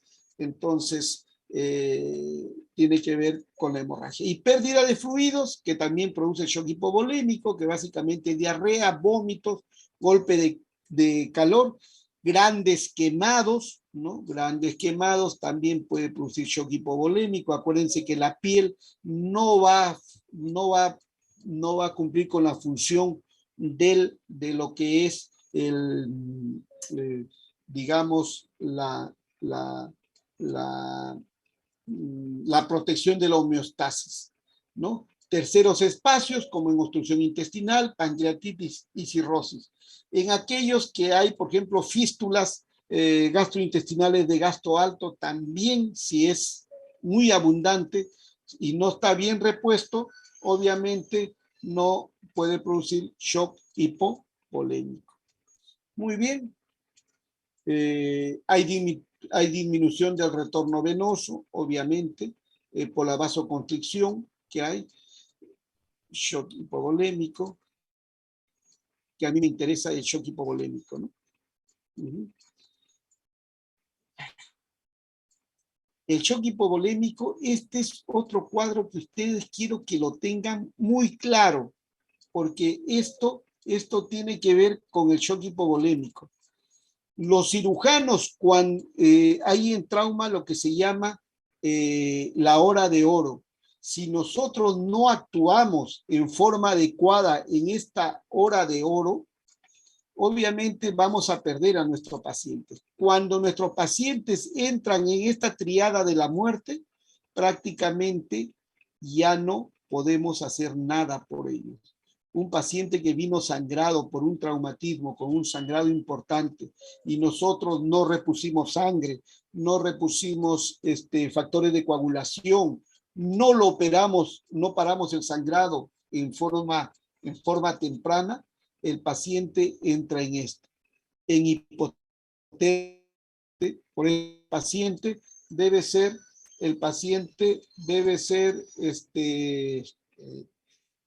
siempre debemos de vestirlo, pero protegiendo la temperatura, cubriéndolo siempre con mantas al paciente. Entonces, evitar la hipotermia, porque entra en hipotermia, pasa a coagulopatía. Esta coagulopatía nos va a llevar a acidosis metabólica, y esta acidosis metabólica nos va a llevar a su vez a hipotermia, y entramos en esta triada de la muerte, donde el paciente prácticamente no lo vamos a poder recuperar.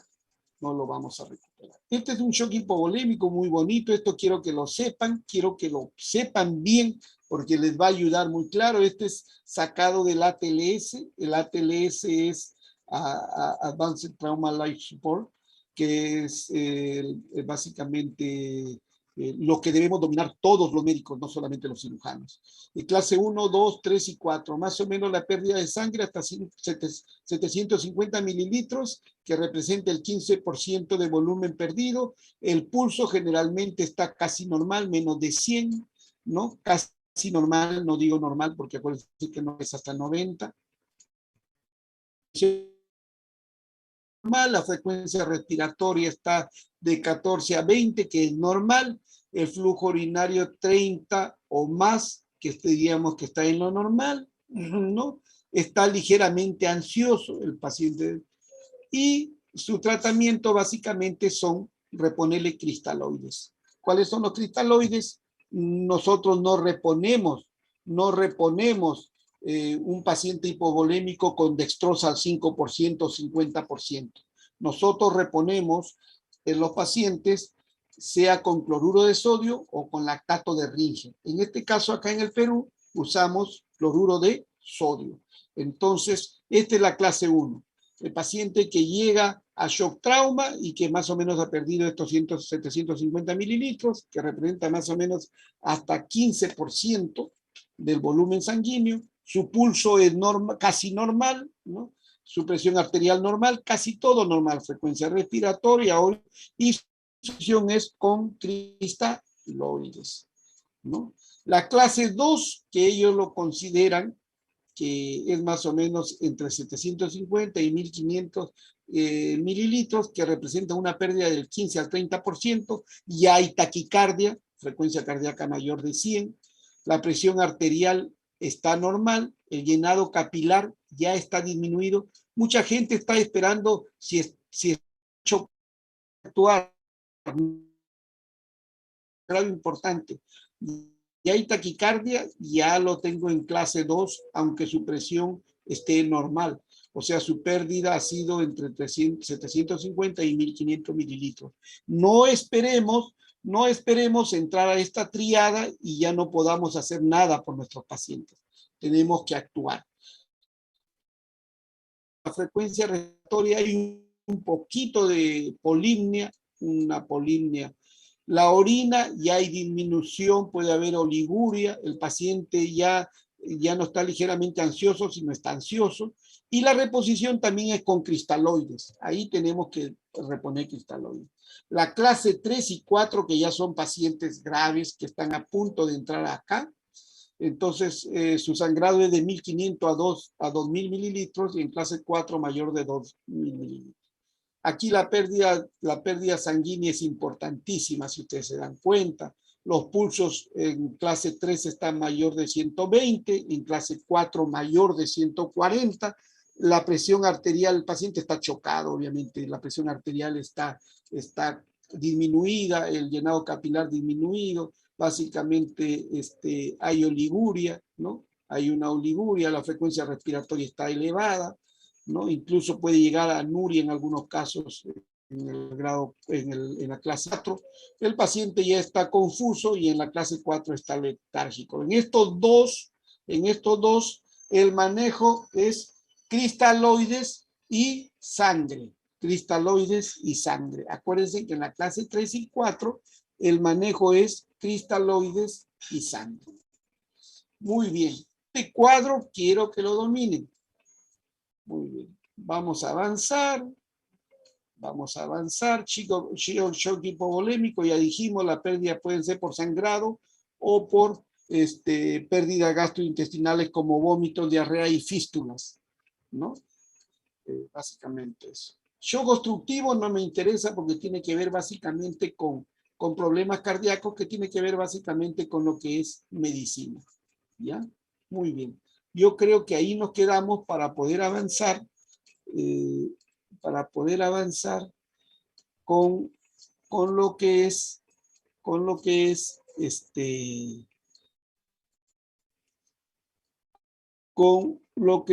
abdomen agudo.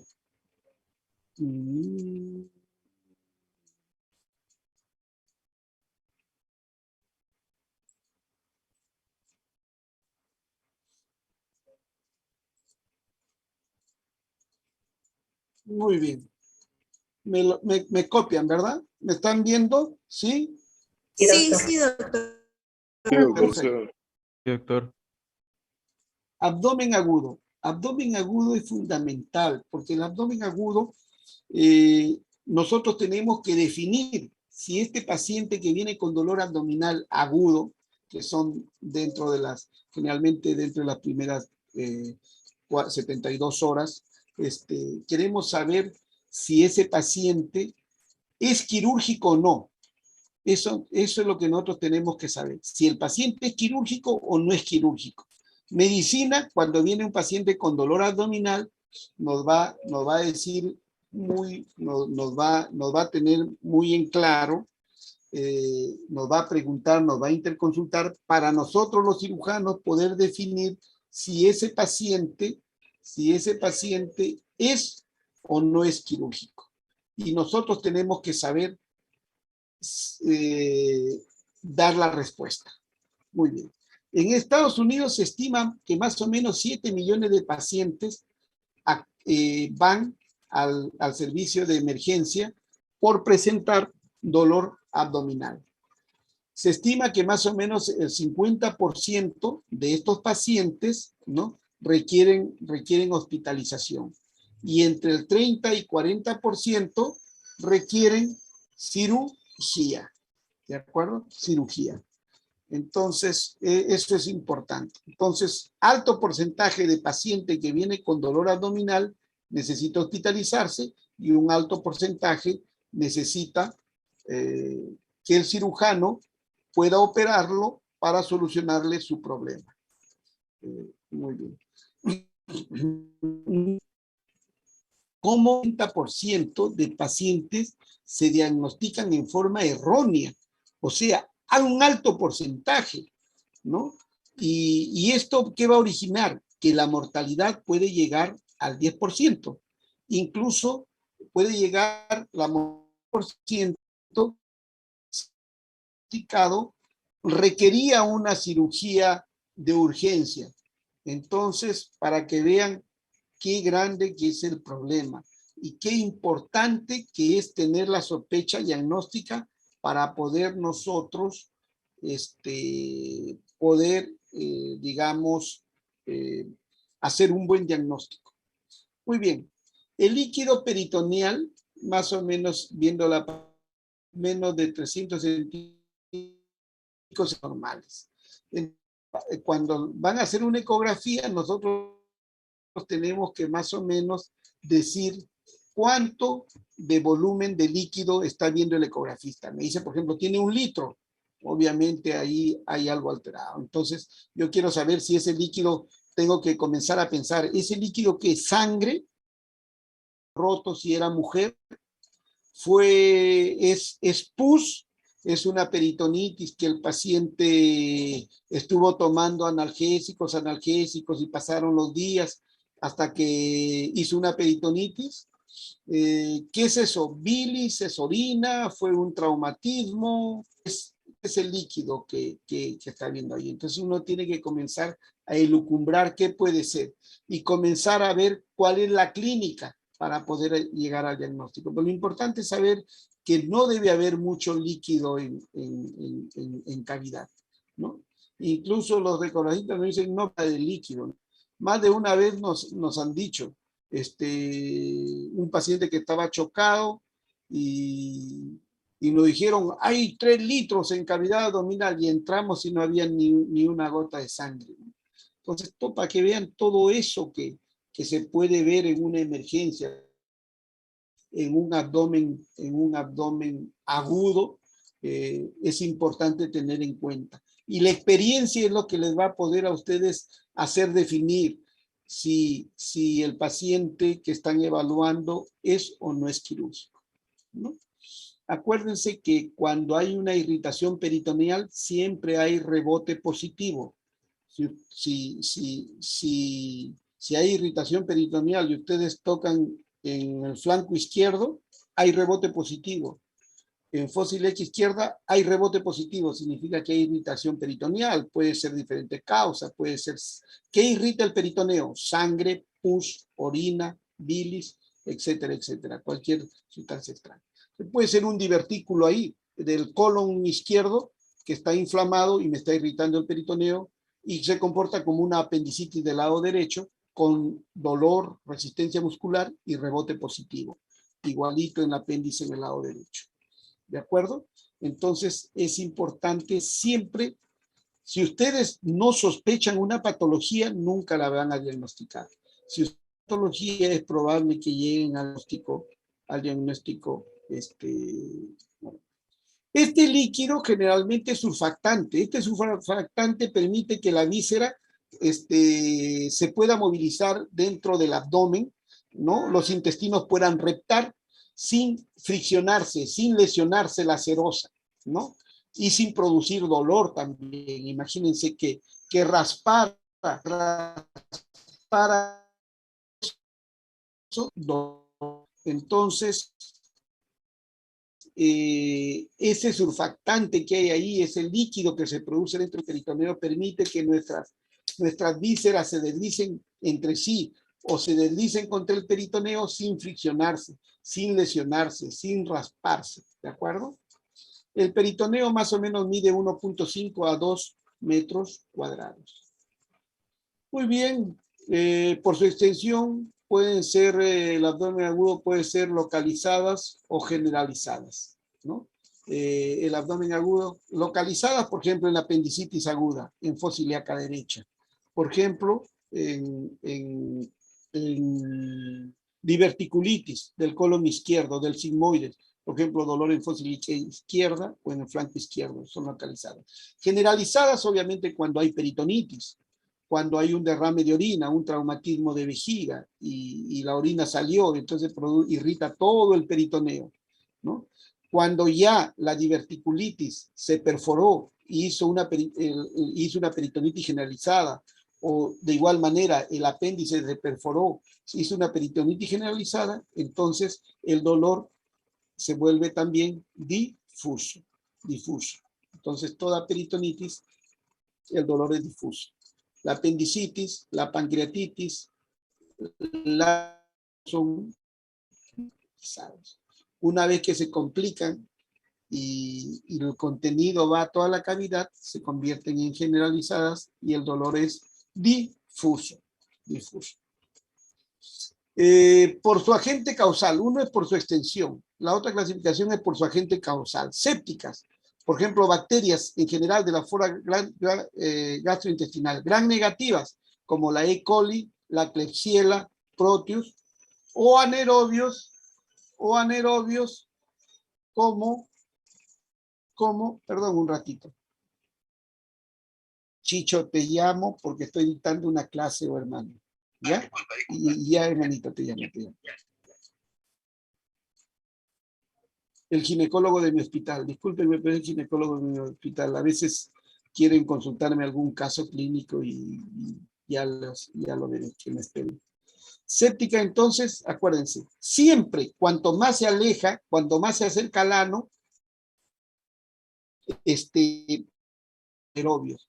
Cuanto más alto sea, van a predominar los gram negativos. ¿Cuáles son los gram negativos que predominan?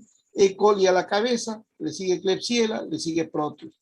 Pero cuanto más se alejan, ya comienzan a ver los anaerobios, como el Bacteroides fragilis, sobre todo, ¿no? Puede haber en ginecología, puede haber PID inflamatoria, la enfermedad inflamatoria pélvica que tiene que ver con gonococos, con clamidia, etcétera, que son enfermedades de transmisión sexual, que pueden producir un PID de grado 4, de grado 3, 4, y realmente producir un abdomen agudo, ¿no? Muchas veces hay que entrar y lavar, obviamente, ¿no? Y lavar además del tratamiento antibiótico. Químicas causadas por agentes agresivos o irritantes, como dije, jugo gástrico, si hay perforación, o pancreáticos y duodeno, bilis, ¿no? Si hay perforación de vesícula, etcétera. Y secundarias, por ejemplo, cuando hay radiación por cáncer y a veces cursa, sobre todo cuando hay radiación de cáncer de recto avanzado, se da radioterapia, muchas veces puede producir cierto dolor abdominal. Por su origen, pues son las donde no hay un foco intraabdominal. Generalmente llegan por vía hematógena hacia el peritoneo, ¿no? De focos distantes, como por ejemplo en pacientes que están con diálisis peritoneal, pacientes crónicos, niños pequeños, pueden ser estreptococos, ¿no? En su mayoría son generalmente por una sola bacteria, ¿no? Una sola bacteria que infecta. Estas son las primarias. En cambio, las secundarias, su foco es intraabdominal. puede ser diverticulitis del sigmoides, que ya lo dijimos, puede ser apendicitis, puede ser diverticulitis del divertículo de Meckel, ¿no? Puede ser perforación de vesícula, puede ser perforación del tracto geniturinario como perforación de vejiga, etcétera, etcétera. Puede ser, como ya vimos, una enfermedad inflamatoria pélvica. Todas ellas son secundarias. Secundarias, entonces, el foco es intraabdominal. Y generalmente la infección son por gérmenes polimicrobianos, que es diferente a las primarias, que generalmente es por un solo germen. Entonces las secundarias generalmente son polimicrobianos. Pueden ser varios gram negativos, gram positivos, anaerobios, etcétera, pero son polimicrobianos. ¿De acuerdo? Y la terciaria, aquí le llamamos nosotros peritonitis terciaria, a esa peritonitis que es un dolor de cabeza para el cirujano. Peritonitis, una infección intraabdominal, ¿no? Y recibieron tratamiento quirúrgico y por depresión del sistema inmune generalmente siguen volviendo a hacer abscesos residuales. Y eso se llama peritonitis terciaria, ¿no? Que son aquellas peritonitis que ningún cirujano quiere chocarse en el camino. Muy bien. Por su evolución, el dolor abdominal puede ser aguda, ¿no?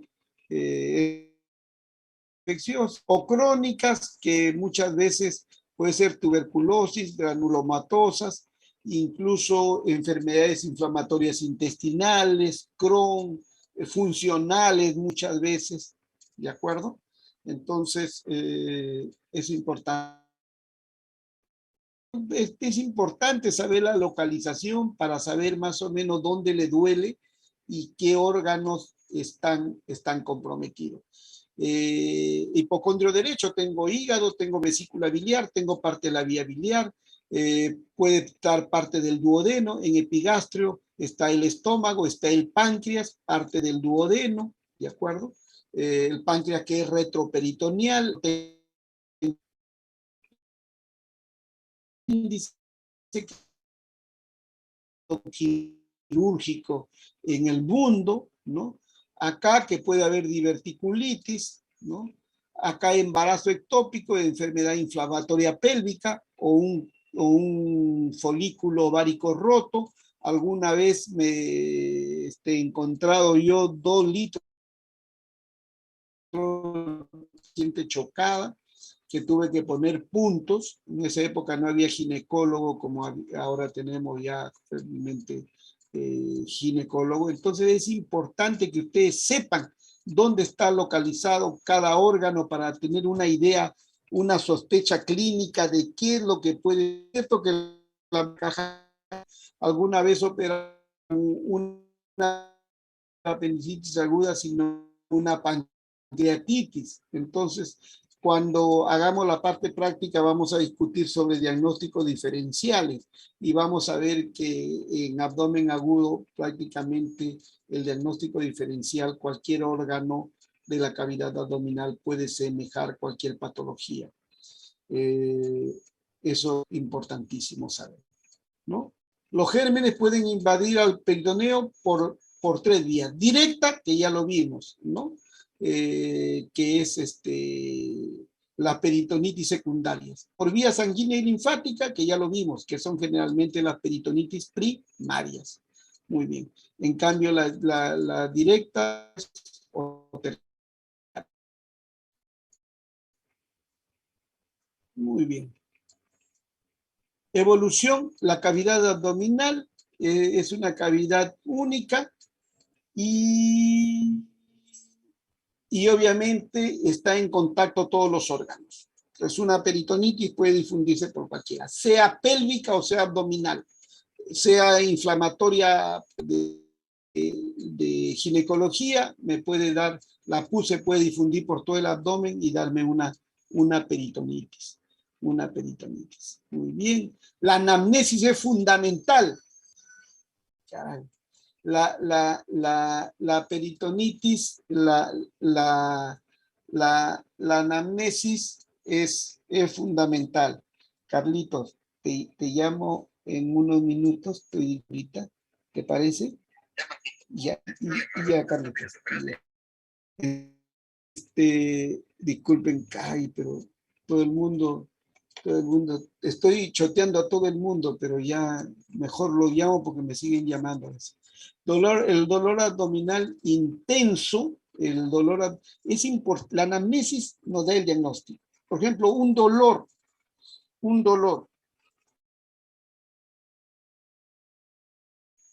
Pues el dolor era visceral. El segundo ya es dolor parietal, significa que es una inflamación del apéndice. ¿Y por qué primero fue visceral? Porque hubo obstrucción del apéndice, hubo una distensión, hay un dolor visceral, pero cuando está en contacto, irrita el peritoneo, ya me da un dolor. Entonces, el dolor es importante saber. ¿Es brusco o insidioso? ¿Comenzó de un momento a otro o comenzó de poco en poco? Insidioso es de poco en poco. Si es brusco, comenzó inmediatamente. Una pancreatitis aguda después de haber tirado trago, una pancreatitis, un insidioso, una apendicitis, una colecistitis, una diverticulitis que poco a poco ha ido evolucionando, ¿no? Si es en 24 a 48 horas, si es antes de los 3 días. ¿De acuerdo? El dolor puede acompañarse de signos de irritación peritoneal, rigidez de la musculatura peritoneal, hay resistencia muscular. Uno toca y hay una resistencia muscular. Y hay aumento, porque me duele, lo palparon, ay, me duele, y hay una resistencia, lo sienten duro. Y lo sueltan y hay signo de rebote. Soltar siente más dolor. Le dolió más cuando solté, ese es signo de irritación peritoneal. ¿De acuerdo? Hay otros síntomas que pueden estar asociados al dolor abdominal, como las náuseas, los vómitos, ¿no? El hipo, anorexia, pérdida de apetito, sed, etcétera, etcétera. El vómito y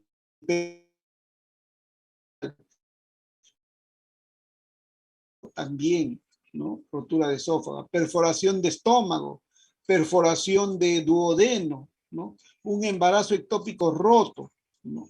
Una rotura de absceso intraabdominal, un infarto agudo de miocardio, son súbitas, rápidas, que se instauran en minutos, pancreatitis aguda, cólico biliar, cólico renal, diverticulitis perforada, obstrucción con estrangulación del intestino, y la que se instala en horas y nos da tiempo son generalmente la apendicitis, la diverticulitis, la colecistitis y la obstrucción intestinal. El aspecto es importante. Si el paciente está fasies tóxicas, si está polimneico, está taquicárdico, está en shock, está febril, está, como le digo, aumento de la frecuencia cardíaca, de pulso, si está deshidratado, todo eso hay que ver. Si está ictérico, puede ser un shock séptico a punta de partida de una peritonitis, ¿no? El abdomen siempre hay que observarlo para ver si está distendido. Si está extendido puede ser una obstrucción intestinal, y más aún si hay náuseas y vómitos, puede haber distensión abdominal. La auscultación para ver si los ruidos hidroaéreos están normales o hay un silencio abdominal, no hay ruidos hidroaéreos, o los ruidos hidroaéreos están aumentados, hay signos de lucha, etcétera, etcétera. Todo eso tenemos que estar atentos con el estetoscopio al auscultar. Primero es inspección, porque si ustedes palpan antes de auscultar, la palpación puede hacer que los ruidos hidroaéreos aumenten. Entonces, primero es la inspección, después es la auscultación, después es la palpación y después es la percusión. Ese es el orden cronológico que uno debe realizar cuando uno va a hacer un examen de abdomen. Primero, inspeccionar para ver si hay distensión, si hay, cómo están los ruitorios, si hay equimoción, etcétera, etcétera. La ocultación, después, el siguiente paso es la ocultación, para ver si hay ruidos hidroaéreos, si no hay ruidos hidroaéreos, si hay signos de lucha, si están aumentados, etcétera, etcétera. Signo de lucha en obstrucción intestinal, por supuesto.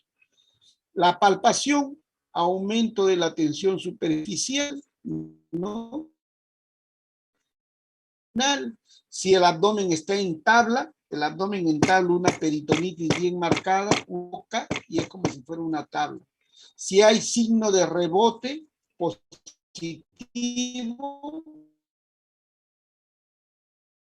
o ese el abdomen erguido.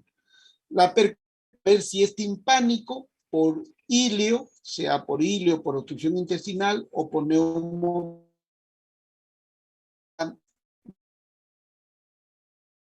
O si grave atención, cuando primero hacen inspección, después palpan y después quieren auscultar. La palpación hace que los ruidos hidroaéreos aumenten. Entonces ya no podemos hacer una buena evaluación de la ocultación.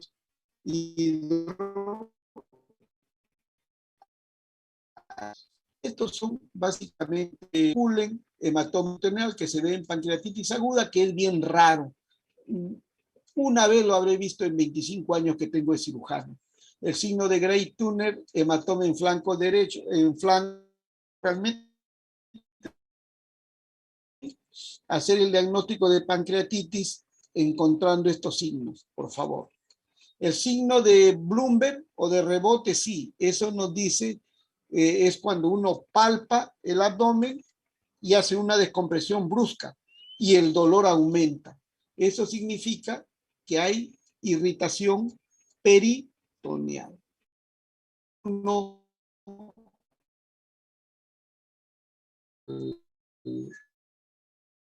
de lo que es la línea clavicular media, uno baja y en el borde costal derecho uno introduce el dedo y hace que respire profundo el paciente. Al respirar hace que baje el hígado, baje la vesícula, toque la vesícula al mayor dolor. Realmente me parece descabellado, pero es bueno que lo sepan. Yo basta con que palpe y haya resistencia muscular y haya rebote positivo para decir que hay colecistitis aguda. Maniobra del psoas, que también es en apendicitis aguda, sobre todo cuando es retroperitoneal. Maniobra del obturador, lo mismo, pero realmente no sé cuántos cirujanos lo hacen. Yo no lo hago. Sí busco el signo de Robson. El signo de Robson sí es importante porque es un signo donde yo en fosa ilíaca derecha y hay dolor y rebote es positivo, ¿no? La maniobra de Robson, la maniobra de Robson es palpar en fosa ilíaca izquierda y le duele el lado derecho. McBurney es, vamos, como en la práctica se va a ver, ahí en fosa ilíaca derecha, en el tercio externo de la línea que va desde el ombligo a la cresta ilíaca anterosuperior, en el tercio externo uno aprieta y duele. Y cuando suelta, el rebote es positivo. Ese es el signo de Bloomberg positivo. Esos sí son importantes. McBurney, dolor al palpar ahí, es un signo positivo para apendicitis aguda. Y soltar y que le duela, también es otro signo positivo. El tercer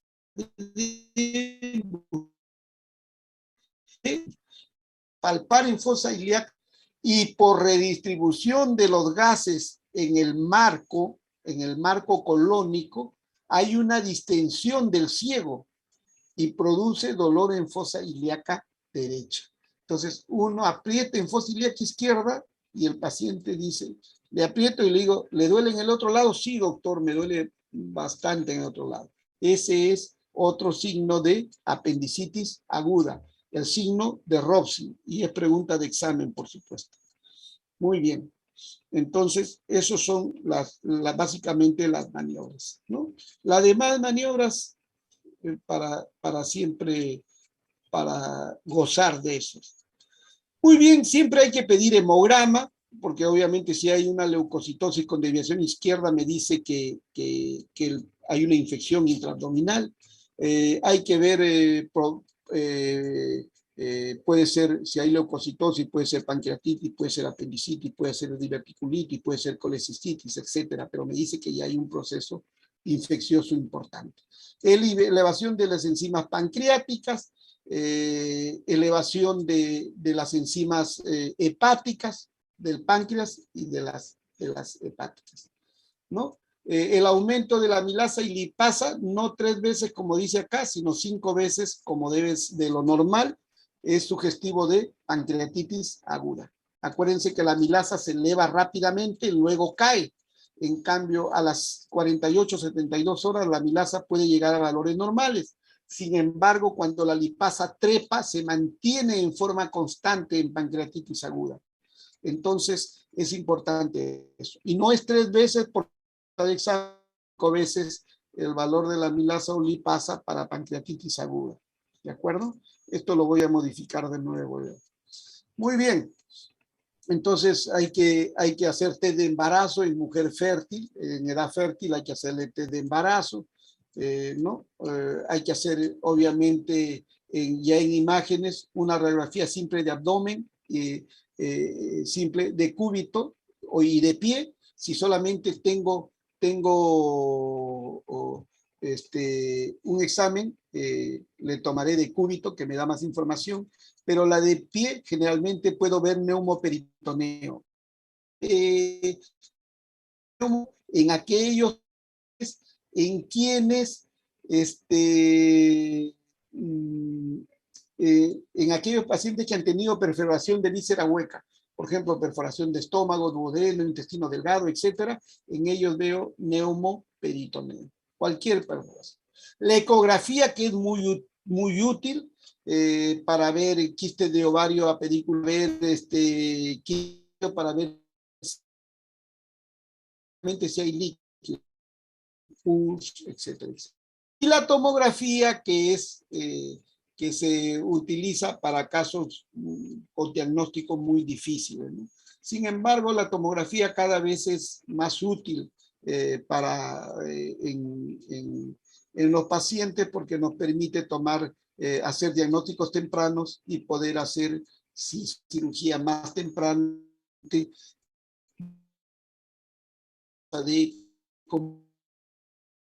paciente.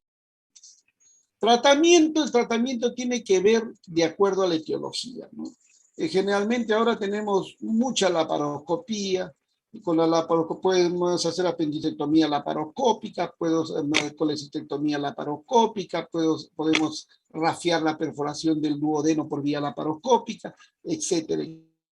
Laparoscopía, que no, con el laparoscopio puedo ver todo el abdomen y no lo más pequeño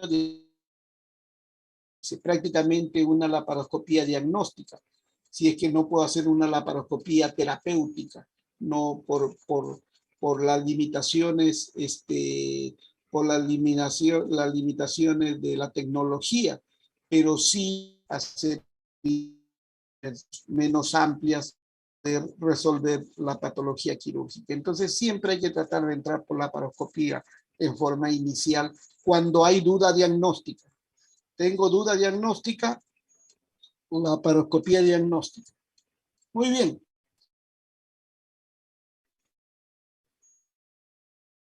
Muy bien, por la laparoscopía puedo lavar la pus si encuentro, puedo hacer la apendicectomía, puedo hacer, etcétera, etcétera. Muy bien, gracias. Me faltó apendicitis. Les prometo que en la siguiente clase me voy a dar un tiempo.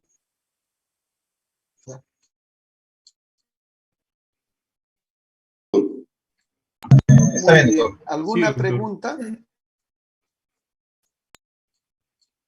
Doctor, disculpe, ¿cómo podríamos hacer para tener las clases? ¿Usted cree que las pueda mandar? Está colgado. Sí. Sí. Ok. Grupos de práctica. Yo les mando en el transcurso de la tarde los grupos de práctica. Ya lo tenía, pero como les digo, ahora son 41, entonces tiene que haber un profesor más y toda la distribución que he hecho se ha ido al... Doctor, ¿Ya? ¿va a ser por orden o por afinidad? Va a ser por orden de lista, pero si hay otro profesor, a lo mejor voy a tener que sacar un alumno de cada grupo y esos sí van a estar descompaginados. Pero generalmente va a ser por orden de lista. ¿Ya? No las veo en el subida o... Sí están subidos. En el Blackboard. Y si no están, se las voy a enviar. ¿Ya? ¿Ya? O tal vez activarlos, doctor, porque a veces está medio escondido. Bueno, con otros profesores pasa.